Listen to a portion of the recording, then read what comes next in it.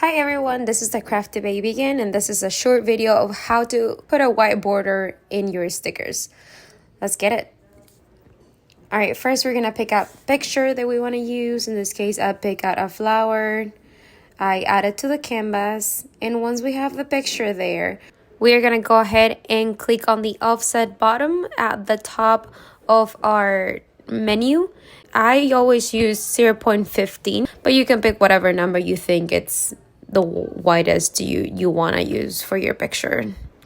Then we're going to go ahead and pick out a different color. In this case, I put white because that's what I wanted my border to be. The white border and the picture, the flower, are not put together. So to do that, we are going to go ahead and select both of them and click the bottom that says Flatten. That specific bottom is going to make them both one whole picture. You can change the color of the canvas.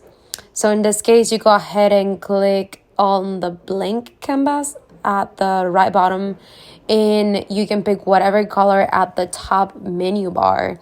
In this case, I picked red, so there you go. You can see how cool it looks, my red canvas with the white border. Anyways, that's all for now. I hope you enjoyed this video and follow me for more.